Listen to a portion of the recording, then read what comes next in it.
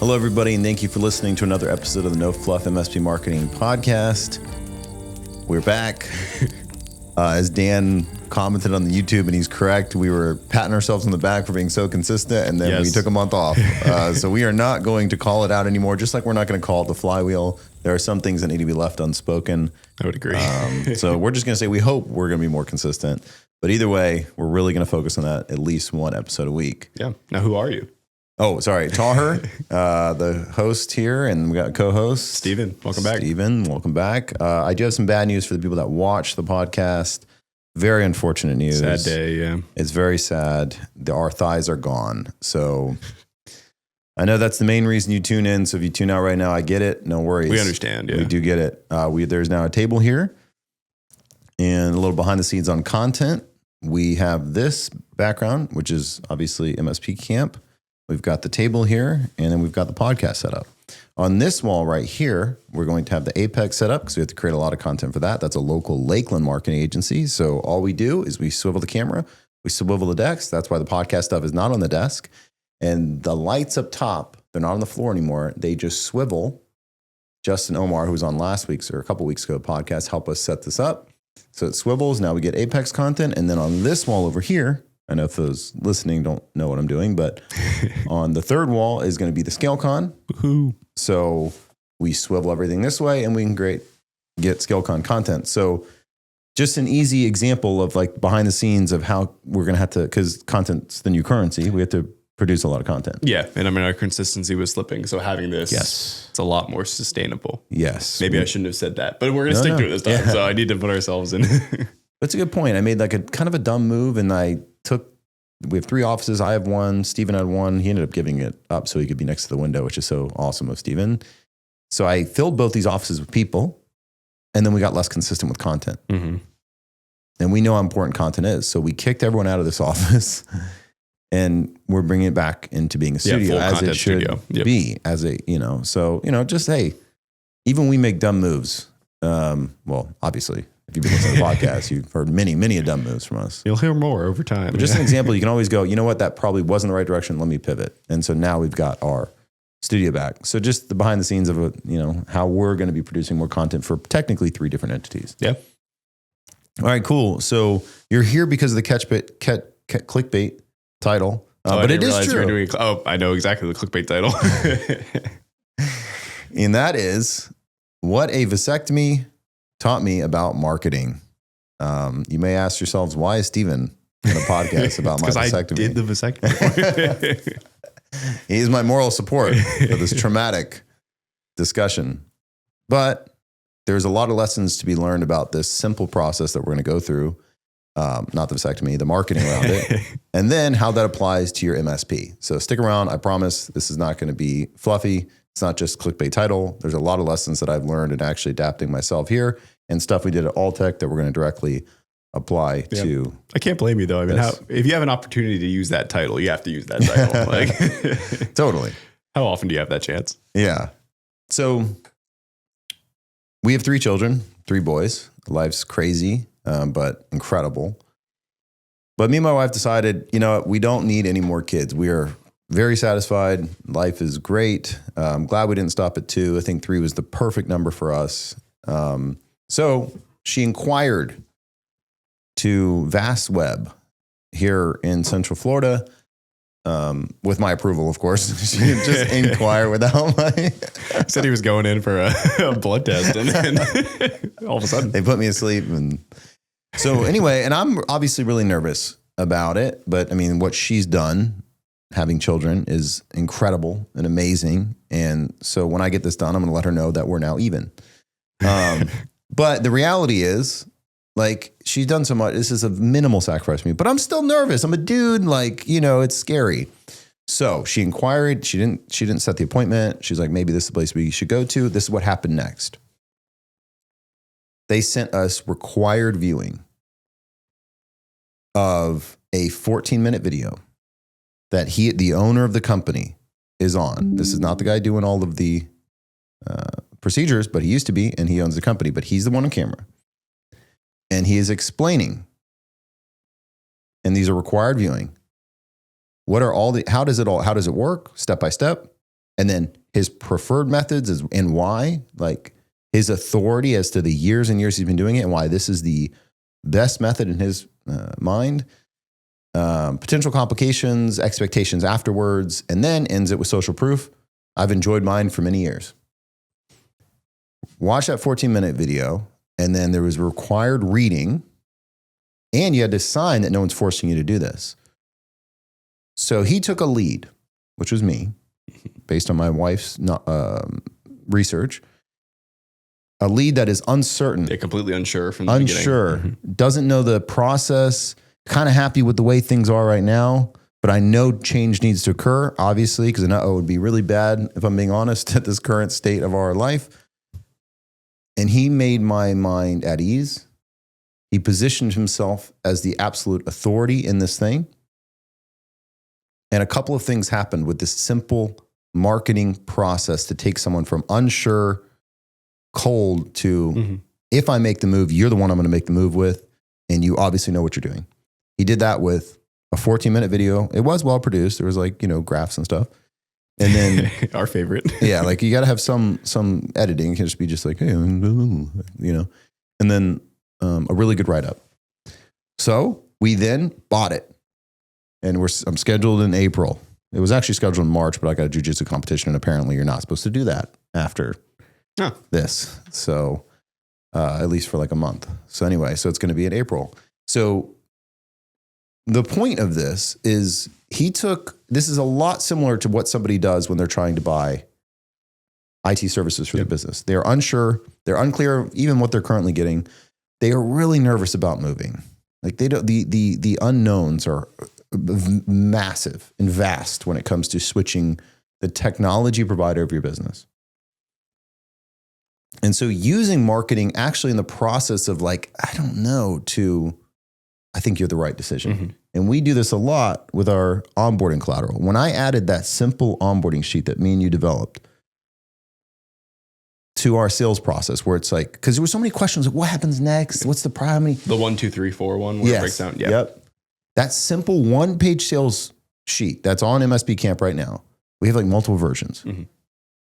Increased my conversion rate overnight because they understood what happens day 1, week 2, week 3. Good. Smooth.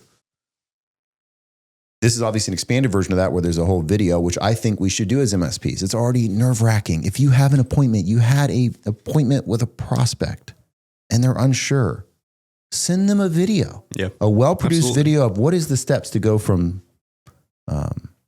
not or unsure to I am sure. And we'll see that a little bit in our next episode when we talk about landing pages. So I just think that's a key point we need to understand, that there's a lot of value in that. I was talking to an MSP recently. He was working with 4 different potential website design providers. So a lot of competition. They liked what we were doing. And it wasn't the champion though, who I was on the meeting with. It was the assistant. Gotcha. And I was like, okay, cool. There's going to be a lot of mixed words that goes from the assistant to... playing telephone. Yeah, so there's going to be a lot of telephone. So I knew that. So I said, you know what? You want to recap? I'm not going to send you an email with sales sheets and whatever. I filmed a 12-minute Loom going through their current website, exactly what I would change, exactly what is wrong with it, exactly what should happen after the design is done. So there's like tangible proof of value. I sent that over. I knew when I clicked the send button, we were going to get the deal. Why? Because 100% fact, I was the only company. Yeah, it's that extra effort on top of what's expected. Yeah. Took me 12 minutes. It would have taken me 6 minutes to write the email. Yeah. Why not just take the little extra effort, use Loom, do something tailored to that prospect, and actually get the deal? And of course, it wasn't even surprising. They're like, hey, we're going to go with you. It's like, of course you are. Yeah. Because no one else was as concrete as I'm being in this process. Yeah. I was going to say too, because with anything like this, with your vasectomy, with just marketing in general, I have to bring that back up. No, it's just like, I mean, I feel like there is kind of a where it's like, oh, you don't want to like oversimplify what's going on. But like, if somebody is unsure at that level, like they want to be handheld and walked through what's going to happen. Like that's not a detractor. Yeah. Even if you have for like the IT space, like if you have a bunch of services that you want to talk about, like you can save those for later. But that first part, that onboarding, like you said, first day, first week, like you just need to lay out the basics there and then the rest will come. Yeah. But people are looking for that guidance through it, and you do want to be much more hands-on at first. So a video is perfect because it's you talking to them rather than just text, where it's easy to, I don't know, it's easy to disconnect it from the person, especially even after you've just jumped on a call with them. Yeah, so. Exactly. And even text is helpful. Absolutely. But I agree, this is where we need to be. But even like if anyone that's been in a sales process with me and anything that you might be buying from me, you'll see what I almost always do is, in almost every email when we're in a sales process, I just say like, hey, these are going to be the next things. Like if someone's about to sign up or like I'm almost like, here's the 4 or 5 things that are going to happen kind of next. Yeah, and introductions, all that kind of stuff. Yeah, exactly. I reiterate it quite a bit because they might have forgotten from the last email. They're business owners or they're business marketing managers. Like I just reiterate like, hey, just want to make sure you know, like these are the kind of next things that would happen. Yeah, it can only help legitimately. Like it's not going to hurt the situation. Yeah. All right, cool. So now let's start applying this even more to the MSP space. So what can, I actually wrote that. I'm not going to read that. Oh my gosh. I was really hoping you were going to. Oh my gosh. I'm not going to read that. That's a little too, but I can say now, what can my vasectomy teach you about marketing? You can probably assume what that other word is written here. So One More Child is a client of Alltech, right? And you're not going to make a joke? No, I was going to let you make it. I'm not going to recycle material. Yesterday, all right, I'll recycle material. Tyler was like, we got to talk about the One More Child SharePoint migration. I was like, oh, One More Child, something that you won't be having anymore. So we were laughing about that for a bit. Bro, on cue, like, so funny. I mean, it's the perfect setup. It's the perfect setup, but I didn't even mean to do that. The client is One More Child, and Steven on rip was like, what you are not going to be having. So he keep me around the company jester. Dude, that's top tier witty. They had a large SharePoint migration. I mean, this is, I think they have 200-300 employees. Large SharePoint migration. They had, oh my gosh, it was an insane amount of physical and virtual servers. And we're like, hey, a lot of these things are just holding files, and the way you're accessing things, like every location is how files were it was a disaster organized. Like, no, it needs to be by department. So if it's someone in HR in this location, but you also have one in a different state, like they're all in, it should be department. Like that's how you can kind of spread operations as you grow. But it's a huge project, and they were pretty set in their ways. Yes. And so there was a couple of things we used together. Me and Steven worked on this project a lot. We had to not only convince them to do the project, which was a big number, as well as a lot of reoccurring attached to it. So, wow, it was like basically a brand new client just from this one client. Yes.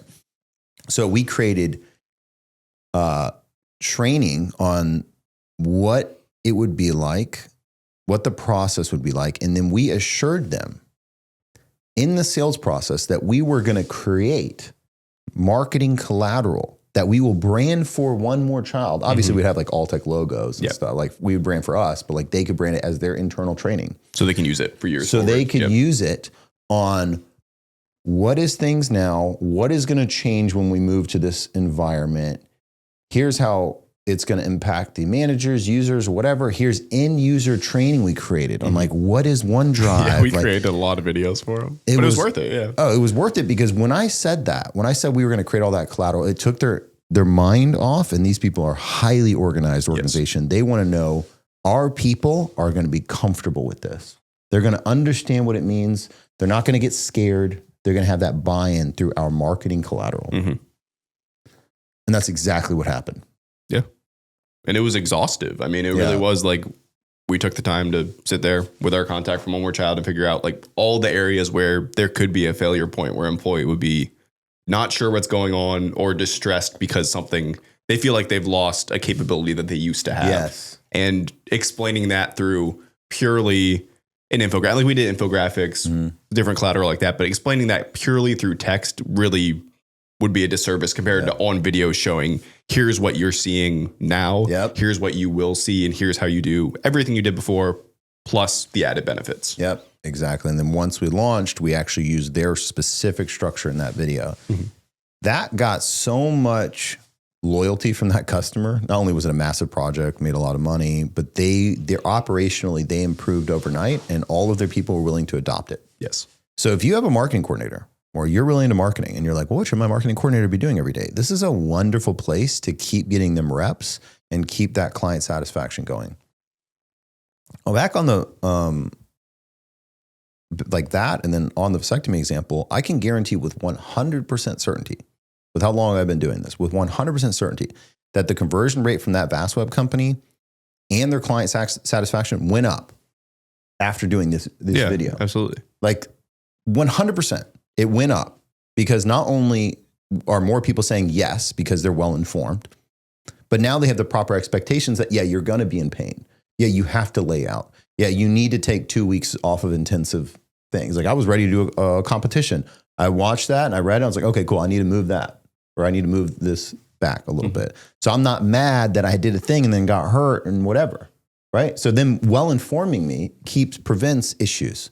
Yeah. I was also thinking too, I mean, now that you've seen that and they did such a great job of explaining it, showing the video, all that, like that's now the standard that you compare other competitors to. Yes. So if you went elsewhere, Yes. if you don't have that same level, it's just going to make them look better in comparison. 100%. Another good example of this on the process side of things, we use this both for like prospects and current clients, was that MFA campaign we did. Yes. I think it's actually on MSP Camp. I believe so, or at least pieces of it are on there. If it's not on there, I can check again and we can get it added up there. At this point, I think MFA is just a requirement across the board on Microsoft 365, but this was before it was a requirement. And there was a lot of people, a lot of clients that still didn't have it turned on. And we're like, no, this is crazy. So we are going to make sure every single client at Alltech has MFA turned on, whether they like it or not. Mm-hmm. But again, there's the question of, they don't know what that means. That seems scary. Change. We don't like change. Yep. Well, what are my employees going to think? Is that going to slow down our productivity? These uncertainty, the questions. Yeah, and they snowball together Yes. until it's just an outright no. Questions create doubt, and doubt stops movement, especially as you get bigger in an organization, like especially as an organization gets bigger. So we just went ahead of that. We started a campaign before it saying this is coming. We created a video all about it. We created a simple infographic that said, how does it impact user? How does it impact managers? And then what do managers need to do? Communicate to employees. And then what does the IT administrator, us, do to roll it out? Like it was so simple to show people exactly what it is and how things are going to change. And then we did a video, not only on how you can set it up yourself, but also what to expect, changes. A lot of people think you have to do it every single morning all the time. It's like, no. As soon as it's on the computer, you're good for, I think it was like 30 days or whatever our settings were. We rolled the campaign out before we rolled the requirement out. When we rolled it out, there was virtually zero pushback. Mm-hmm. If we did not do that marketing campaign to our current clients, there would have been significantly more tickets. Yeah. There would have gotten our account managers involved. It would have been much more of a headache. There would have been more complaints. The clients would have been more upset. That simple process, the whole thing probably took us, like 5 hours, maybe 6? No, it didn't take us long, but it really, it set the expectation rather than just like, surprise. Here's Surprise. a new thing. Yeah.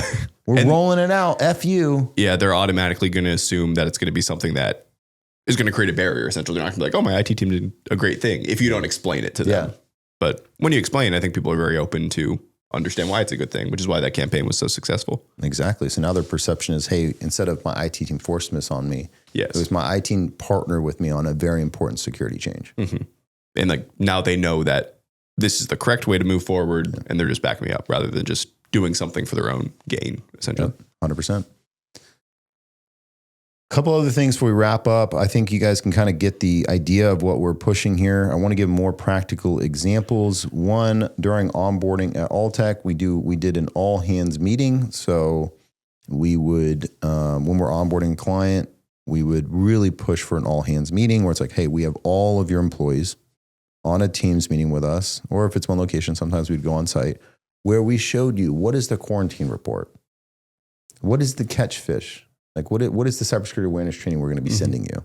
Basically, and then what is OneDrive, how to use it? Basically, all of the things that are impacted a user, right? Like what should the user expect with working with us? And of course, submitting a ticket. And we just made a super simple presentation so everybody at the company was on the right team. And it wasn't just a top-down approach where the manager said, Alltech's taken over. It was like, hey, Alltech's on all of our side. And they want to make sure you know that on your computer are these things. Yes. And these are how we can enable you to do the cybersecurity training so you actually get the benefit out of it. And you don't stay at a 350 score forever out of 1,000. Those were so well received. And so recently I've been talking to Alltech. We're actually going to do a micro course, one for the end users and one for the managers. I still think we should do the all hands meeting, but also just, hey, every year we're just going to, part of your handbook could be you're going to do this IT course on these different changes and not only changes, but basically the process of your IT. So like everybody's bought into security. Everyone's bought into working with Alltech and knows your name and is more likely to refer you. Because as MSPs, we all know the referrals don't always come from the owners. In fact, they rarely come from the owners. Point, yeah. Most of the referrals are coming from the managers and sometimes even the end users. There have been so many times where end users moved to a different company and we got referred in. Why are we not engaging the people who are actually referring us?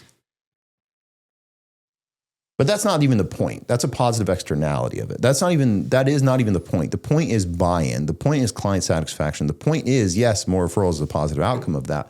But there's so many benefits to just being a little more polished and using content and marketing in the processes. Any points on that? No, keep going. I think you nailed it.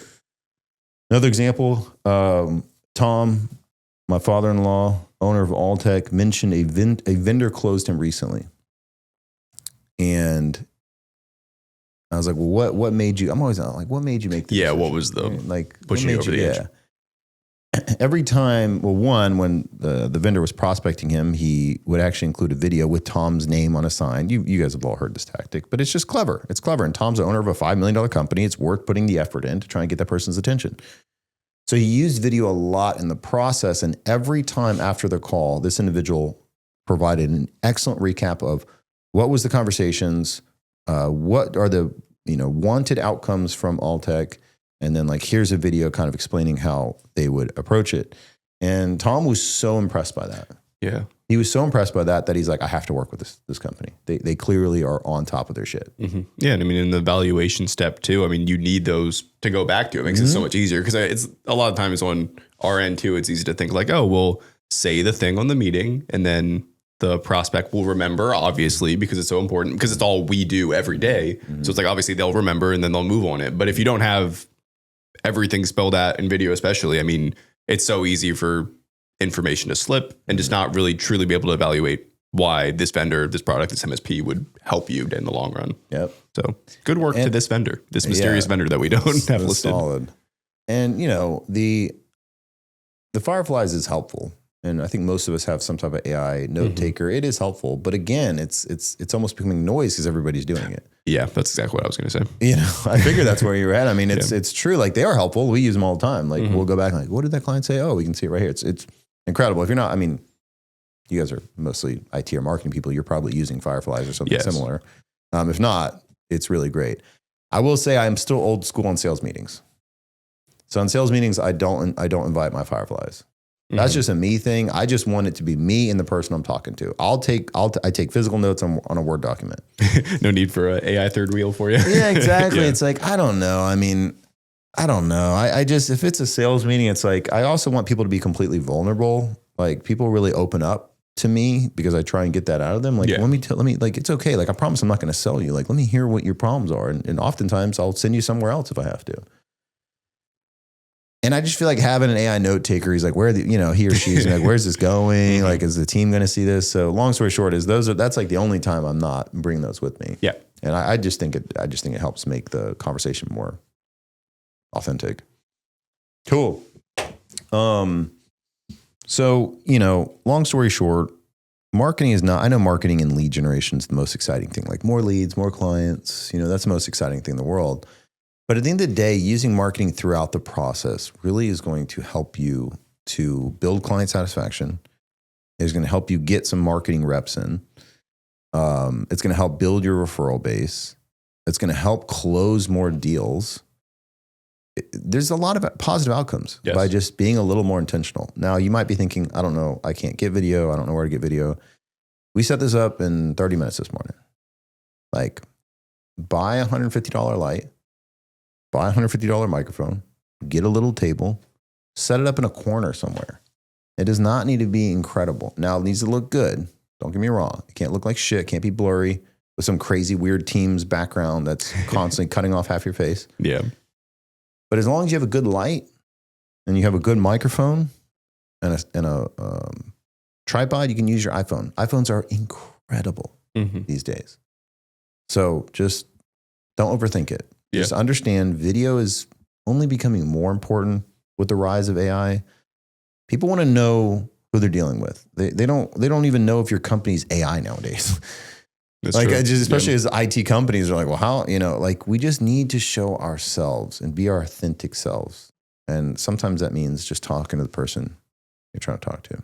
Yeah. My only other note is just learn from us when you set up your video area, even if it's just at your desk, something like that, like set it up for sustainability. I know now that we have this set up, we have the podcast thing back here, we have a new desk, a light, we're going to be much more consistent. And that's because like a lot of the times we've gotten burned by it. It's the smallest little piece or extra step before you shoot a video, shoot a piece of content is enough to throw it off when you already have a full workload otherwise. Yeah. So if you set up for sustainability, it's going to pay off. Yep.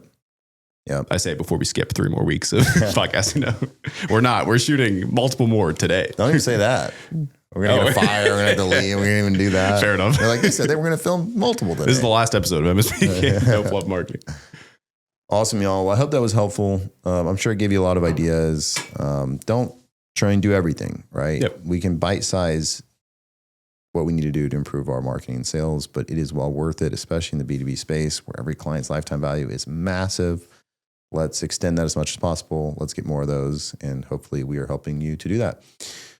Cool. Yeah. Thanks for listening to the vasectomy episode. Yeah. Yeah. Only for true fans, really. Yeah, for real. Thanks for joining the clickbait. Last thing, we have an announcement on ScaleCon coming in the next couple of weeks. We will announce it on the podcast and everywhere else. If you're not an MSP Camp member, we have more coming than ever before. Stevens and me are working on sales presentations that are getting published, webinars are getting published, kind of these higher level pieces of content that are really helping our members execute on their marketing. We're meeting every week. So if you want to support us, you want to support MSP Camp, you want to see the cool stuff we're doing and use it to improve your marketing, we would be delighted if you're willing to jump in, start a trial and see if you like it or not. I'll put my Venmo in the description. Cool, y'all. Thank you so much for listening, and we will see you on the next one. Yep. See you on the next one. Peace.